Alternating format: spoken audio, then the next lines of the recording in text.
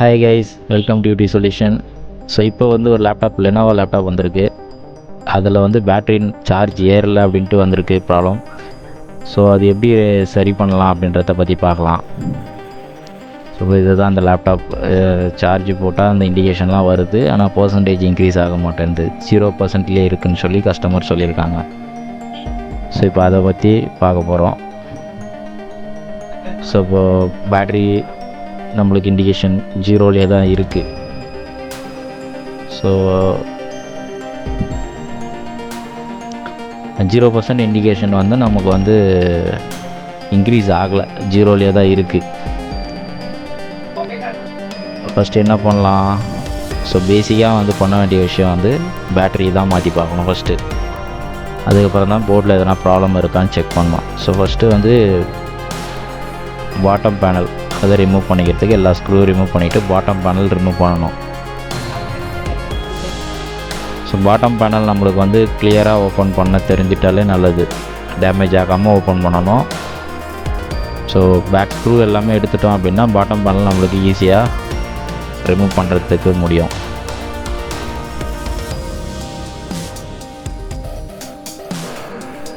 Bottom panel open பண்ண உடனே நம்மளுக்கு பேட்ரி எல்லாமே ஷோ ஆகும். ஏன்னா மற்றது மாதிரி இல்லை, ஈஸியாக தான் இருக்கும். பாட்டம் பேனல் மட்டும் ரிமூவ் பண்ணியாச்சு. இப்போ வந்து பேட்ரி ஃபஸ்ட்டு பேட்டரியோட வோல்டேஜ் செக் பண்ணிடலாம். பேட்டரியோட வோல்டேஜ் வந்துடுச்சு அப்படின்னா மேக்ஸிமம் போர்டு ஓகே தான். நான் செக் பண்ணி பார்க்குறேன், எனக்கு வந்து எல்லா வோல்டேஜும் கிளியராக வரா மாதிரி தான் இருக்குது. பேட்டரி ரிமூவ் பண்ணிவிட்டோம், ஒன்ஸ் செக் பண்ணி பார்த்துக்கலாம்.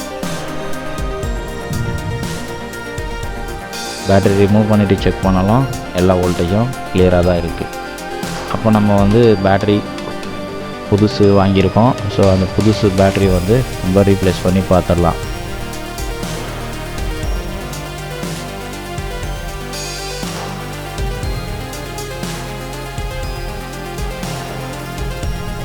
பேட்டரியை ரீப்ளேஸ் பண்ணி பார்க்காம நம்ம வந்து போர்டில் வந்து சர்வீஸ் பண்ணக்கூடாது.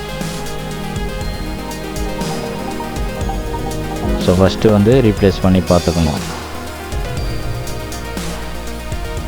சேம் பேட்டரி வாங்கியிருக்கோம். ஸோ சேம் பேட்டரி நம்ம வந்து போட்டு செக் பண்ணி பார்த்துடலாம். பேட்டரி ரிமூவ் பண்ணுறதுக்கு எல்லா ஸ்க்ரூஸும் ஃபஸ்ட்டு ரிமூவ் பண்ணணும்.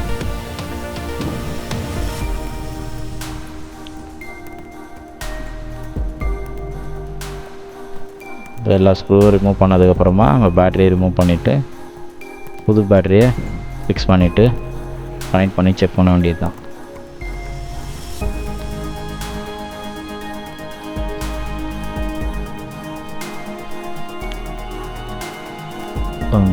ஸோ பேட்டரிக்கு உண்டான ஸ்க்ரூஸ் ஒன்றோட மிஸ் ஆகாமல் எல்லாமே ஃபிக்ஸ் பண்ணிடணும். ஃபிக்ஸ் பண்ணிவிட்டு பேட்டரி கனெக்டரையும் ஃபிக்ஸ் பண்ணிடணும்.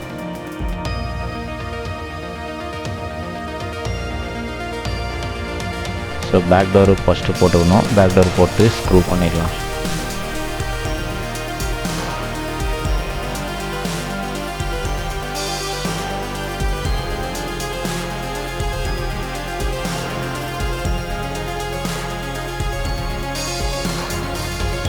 பேக் டோருக்கு உண்டான ஸ்க்ரூஸ் ஒன்று கூட மிஸ் ஆகாமல் எல்லாமே கிளியராக போட்டுடணும்.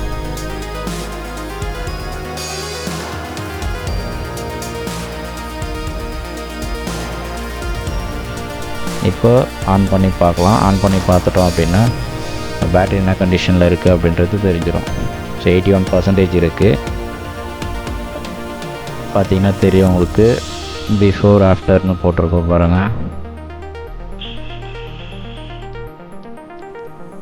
சரிங்களா? ஃபஸ்ட்டு 0% இன்க்ரீஸ் ஆகலை, இப்போ 81% இருக்குது. ஸோ அது இன்க்ரீஸ் ஆகிரும் இருக்குது. ஃபஸ்ட்டு 80 அது மாதிரி இருந்துச்சு, அப்புறம் 81% வந்துருக்கு. ஸோ ப்ராப்ளம் வந்து சால்வ்.